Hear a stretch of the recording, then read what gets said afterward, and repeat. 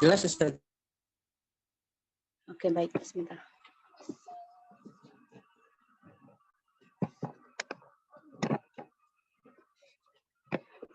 Bismillahirrahmanirrahim. Assalamualaikum warahmatullahi wabarakatuh. Alhamdulillahi rabbil alamin.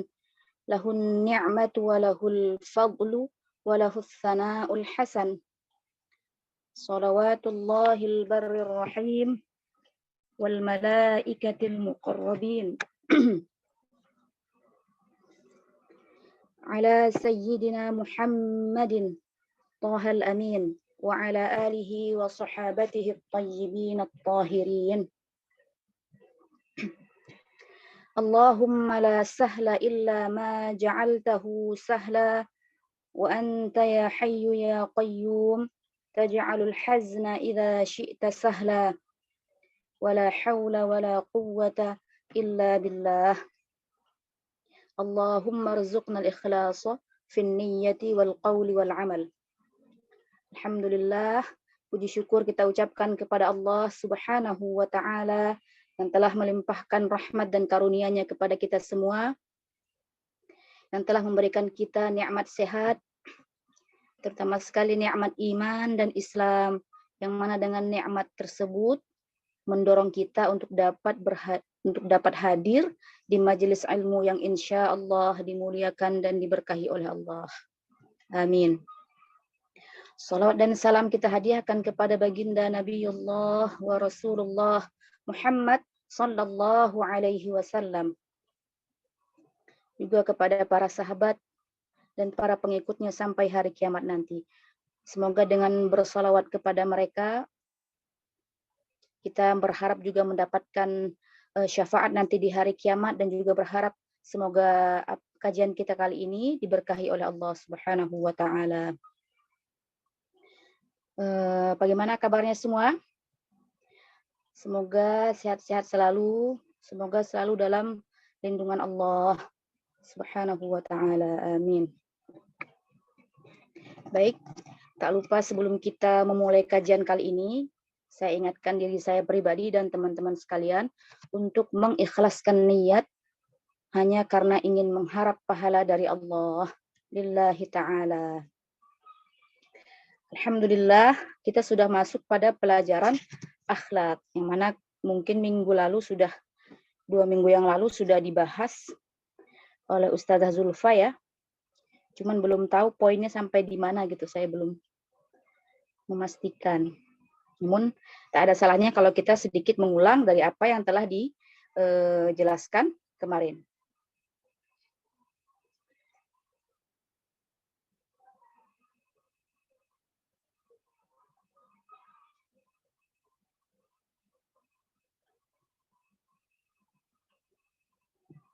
Baik, sebentar kita tunggu di share dulu ya itunya.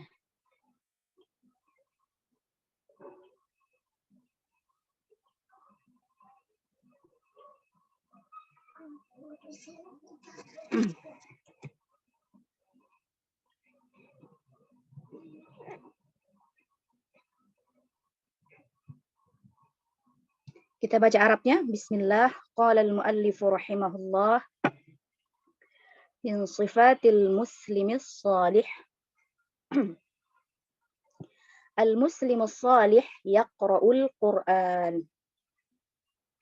Al-muslimus salih yuhibbu walidayhi al-mu'minain wa yahtarimuhuma.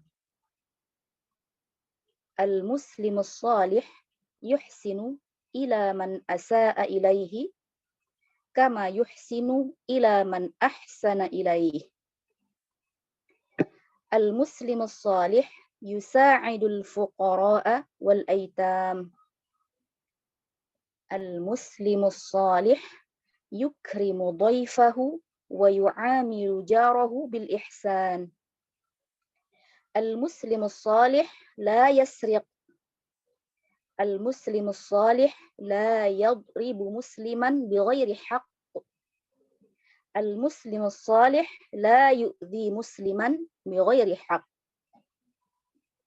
Al-muslimus salih la yashrabul khamr.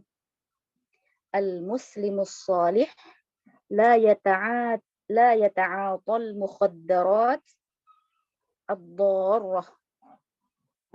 Al-muslimus salih la yata'atal mukhaddarat ad-darrah.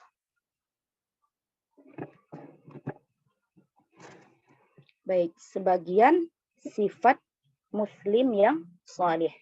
Ini diantara yang disebutkan sangat penting sekali kita jelaskan kepada anak didik kita, anak kita sendiri ataupun anak didik kita ya, agar terbentuknya akhlakul karimah. Al-akhlakul karimah, itu akhlak yang mulia dalam diri mereka, sehingga dapat mereka tularkan juga kepada teman-teman yang lain. Seperti itu. Nah, kita bahas yang pertama maknanya. Di antara sebagian sifat muslim yang salih, yang pertama adalah seorang muslim yang salih membaca Al-Quran. Nah, tentu di sini untuk bisa membaca Al-Quran kita perlu belajar. Nah, di sini kita kasih dukungan kepada anak kita, anak didik kita untuk semangat belajar Al-Quran. Mulai dari dasar. Mulai misalkan kita di Indonesia belajar Iqra, ya kan? Belajar Iqra 1 sampai Iqra 6. Nah, ini juga butuh perjuangan terkadang kita ngajarin anak. Mereka malas-malasan, lebih senang menonton TV, lebih senang melihat HP ketimbang disuruh mengaji, belajar Al-Quran, ketimbang disuruh baca Iqra. Nah, di sini peran kita sebagai kedua orang tua, sebagai orang tua atau sebagai pendidik untuk memotivasi mereka bahwasanya membaca Al-Quran itu akan mendapatkan pahala bagi siapa? Bagi yang ikhlas membacanya karena Allah dan membacanya dengan benar. Nah, bagaimana kita bisa membaca dengan baik dan benar kalau kita tidak belajar? Seperti itu. Jadi, terus-terus dimotivasi anak sehingga mereka semangat untuk belajar Al-Quran, belajar Iqra. Mulai dari Iqra, karena memang metode Iqra itu cukup bagus untuk anak kita ya, untuk pemula, sehingga melatih mereka untuk segera bisa membaca Al-Quran. Seperti itu. Yang kedua, seorang muslim yang salih mencintai kedua orang tuanya yang mukmin dan menghormati keduanya. Nah, Masya Allah. Ini kita tanamkan dalam jiwa anak bahwasanya kita wajib sebagai seorang muslim itu, muslim yang mukallaf wajib mencintai kedua orang tuanya yang mukmin dan menghormati keduanya. Dan itu diajarkan sejak kecil. Sekecil apapun kita mengajarkan akhlak yang baik kepada anak, misalkan dari mulai mengucapkan terima kasih. Ketika misalkan kedua orang tuanya berbuat baik padanya, ucapkan terima kasih. Dan ketika kamu bersalah, minta maaf. Seperti itu. Itu mulai dari hal yang sederhana. Kita ajarkan bagaimana dia bisa menghormati kedua orang tuanya dan mencintai kedua orang tuanya. Nah, kita ingatkan juga bagaimana bukti kalian mencintai orang tua kalian adalah apa? Dengan mengikuti nasihatnya, dengan mengikuti anjuran dari kedua orang tua. Nah, seperti tadi misalkan orang tua menganjurkan untuk apa? Untuk rajin belajar, maka rajinlah belajar. Untuk rajin membaca Al-Quran, rajin mengaji, maka lakukan apa yang diperintahkan oleh kedua orang tua. Seperti itu. Jangan berkata kasar kepada kedua orang tua. Mengatakan saja dilarang dalam Al-Quran. Jadi kata-kata yang biasa diucapkan mungkin kepada teman-teman itu dianggap biasa, namun itu tidak pada kedua orang tua. Jadi ada kata-kata yang mungkin dianggap biasa kalau diucapkan kepada sesama teman, namun tidak pada orang tua.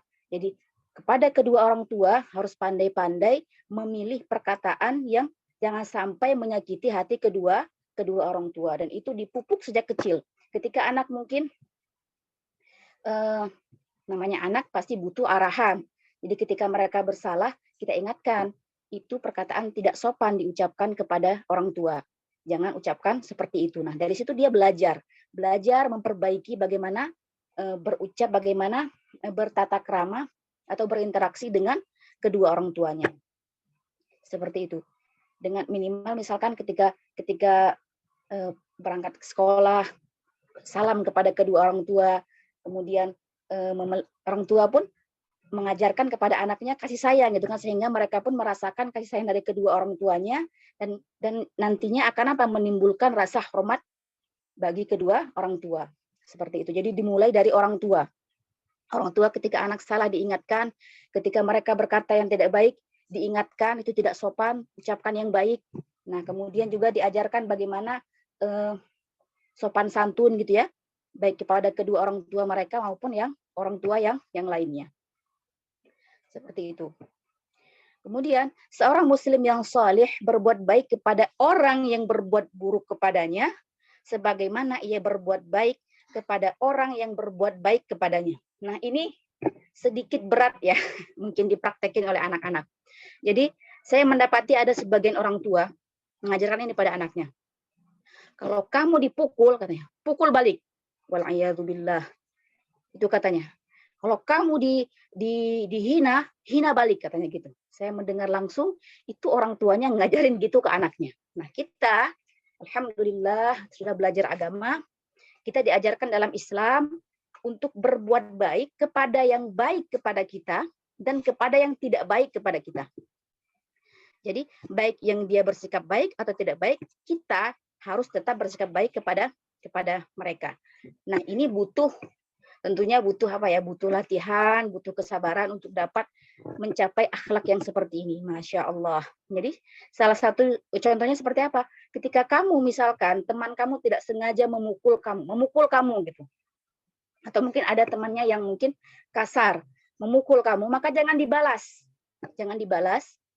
Kasih tahu aja, kalau kamu bisa kasih tahu, kalau enggak kamu pergi, menghindar dari orang tersebut. Jangan dibalas.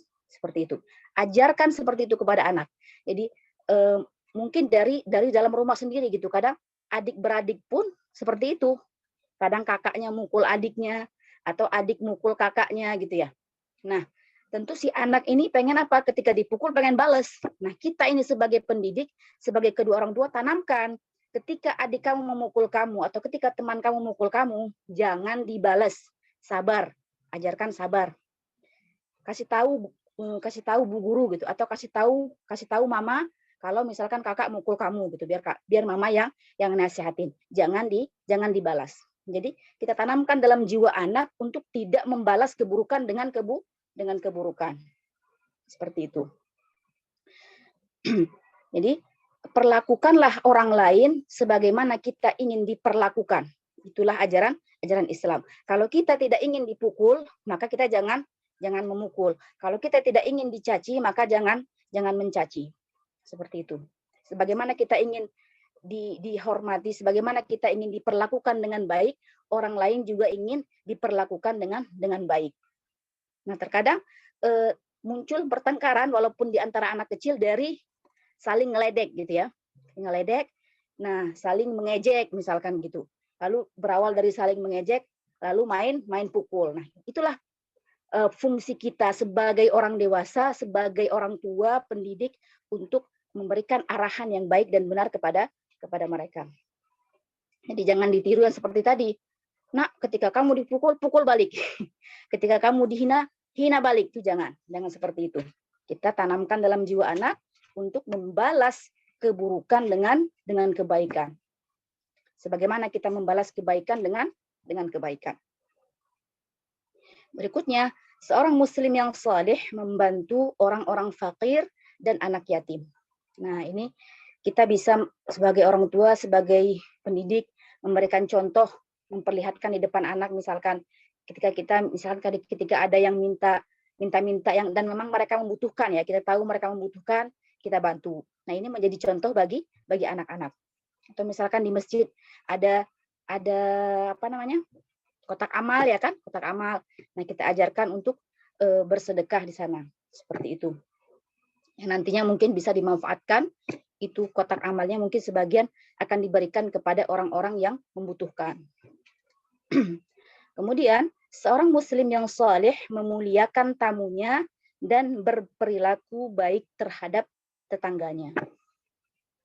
Iya. Man kana yu'minu billahi wal yaumil akhir, hadis Rasulullah, falyukrim dhaifahu, maka hendaklah dia memuliakan tamunya. Nah, kalau misalkan pada anak, gimana kita mengajarkan mereka untuk memuliakan tamu? Ya, misalkan kita ajarkan ketika ada yang datang, si anak kita biasakan untuk bersalaman, gitu, bersalaman. Selama anaknya ya masih kecil ya, artinya kalau misalkan dia sudah balik ataupun sudah mencapai usia yang tidak boleh bersentuhan tangan, ya kita ajarkan dengan cara yang lain tanpa harus bersentuhan tangan. Kalau misalkan anak kecil, kita ajarkan untuk, kalau orang Indonesia bilangnya salim ya, salim itu salah satu cara menghormati tamu. Kemudian juga tidak mengganggu tamu, tidak berisik saat ada tamu, seperti itu. Itu merupakan tata krama yang perlu kita ajarkan kepada anak kita, seperti itu.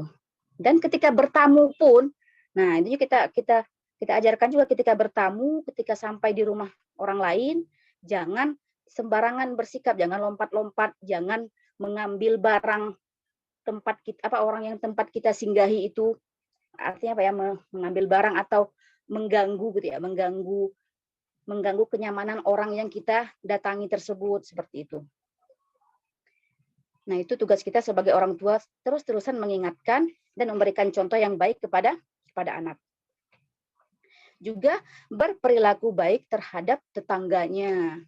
Nah, jadi kita ajarkan tidak boleh, misalkan di jam-jam orang tidur siang, jangan berisik. Kadang ada orang yang tidak peduli ya, ketika jam tidur siang, misalkan jam-jam istirahat, anaknya malah dibiarkan bermain, kadang alat musik lah, bermain yang lain yang mengganggu kenyamanan tetangganya. Nah, di sini sebagai orang tua kita perlu mengingatkan tidak boleh mengganggu tetangga. Nah, salah satu yang membuat tetangga terganggu adalah dengan kita berisik, misalkan, dengan kita melakukan hal-hal yang dapat mengganggu ketenangan mereka. Seperti itu. Nah, seorang muslim berikutnya, seorang muslim yang salih tidak mencuri. Nah, ini sangat penting sekali juga. Jangankan mencuri, sekedar mengambil barang milik temannya tanpa izin, itu juga kita harus ingatkan untuk tidak dilakukan. Jadi, itu harus dibiasakan, tidak boleh mengambil sesuatu yang bukan milik kita. Tidak boleh mengambil sesuatu yang bukan hak kita. Sejak kecil diajarkan. Meskipun hal-hal yang sederhana, berupa misalkan mainan temennya, ketinggalan. Nah, jangan diapa-apain, tetap jangan dimainin, disimpan, nanti ketika temannya datang, dikembalikan. Seperti itu. Itu harus dibiasakan sejak dini. Jadi, niat mengambil tanpa izin saja yang tidak boleh, jangan dibiarkan, apalagi sampai mencuri. Kemudian seorang muslim yang saleh tidak memukul saudara muslimnya tanpa hak. Nah, ini dia. Jadi, berikutnya kita baca, seorang muslim yang saleh tidak menyakiti saudara muslimnya tanpa hak.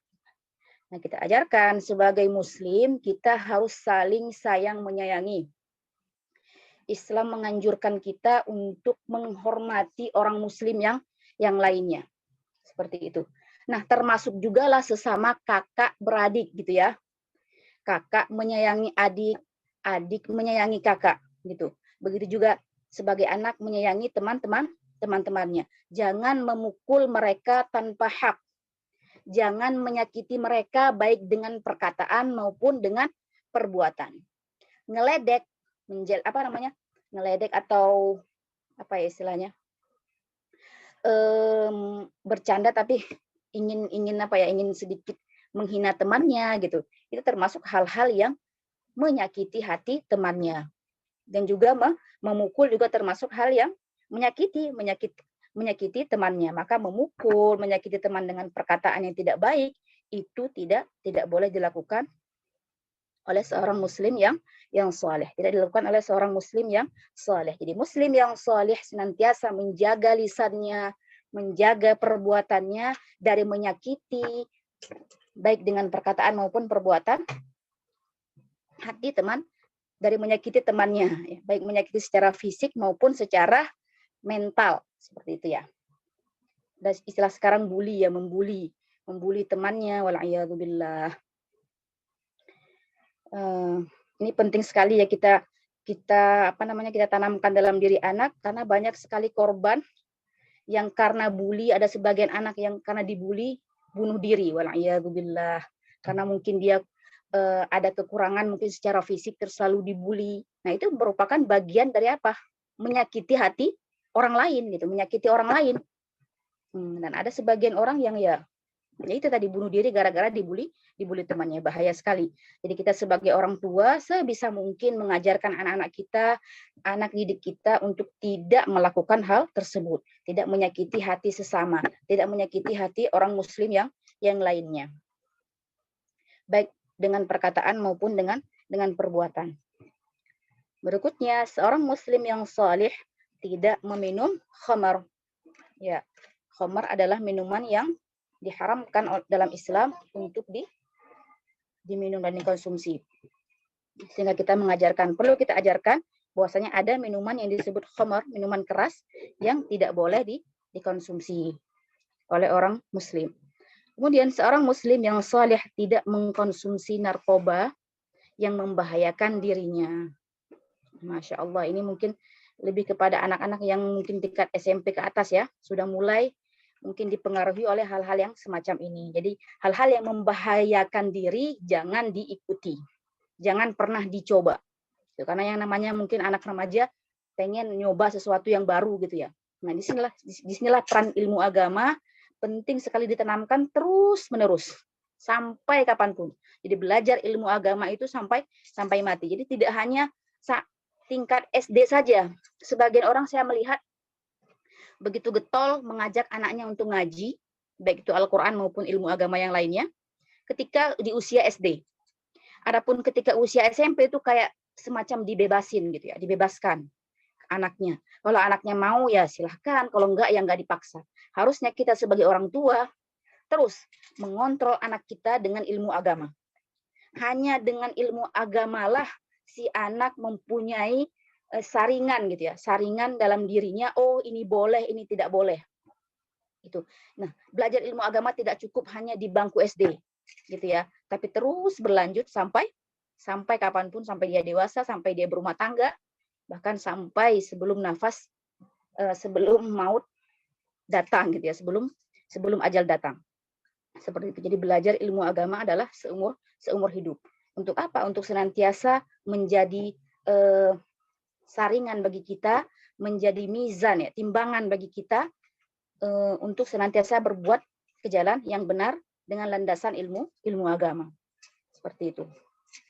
Insya Allah kita sebagai orang tua, sebagai pendidik hanya bisa mengusahakan yang terbaik untuk anak-anak kita.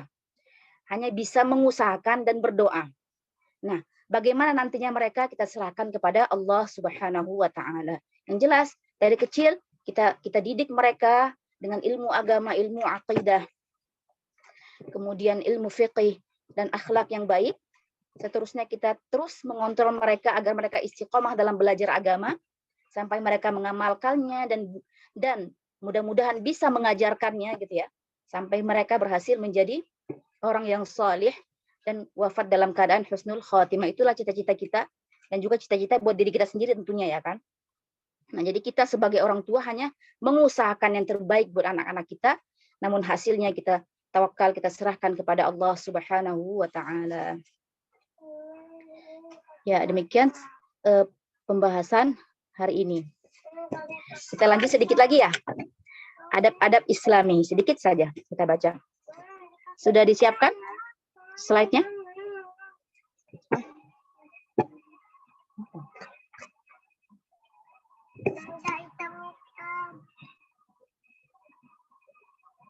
Bagaimana? Ada lagi lanjutannya?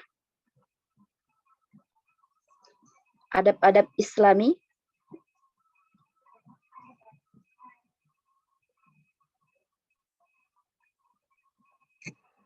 Baik.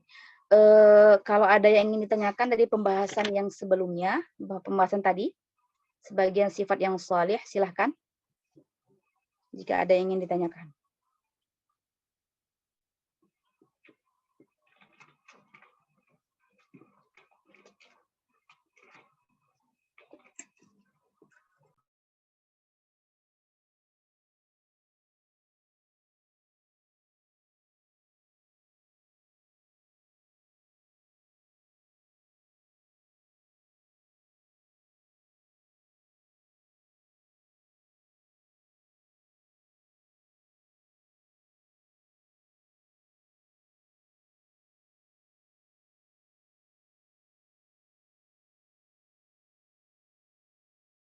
Kita tunggu sampai di jam 16.32 ya.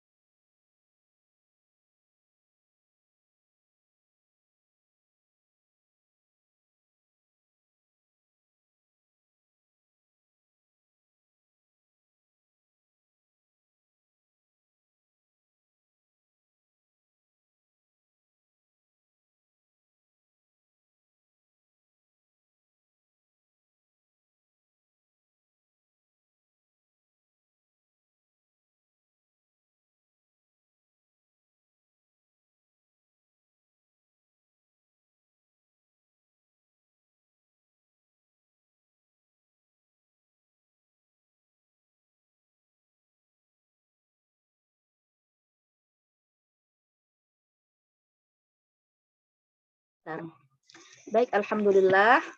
Semoga apa yang kita bahas hari ini bermanfaat bagi kita semua. Terima kasih atas kehadiran dan perhatiannya.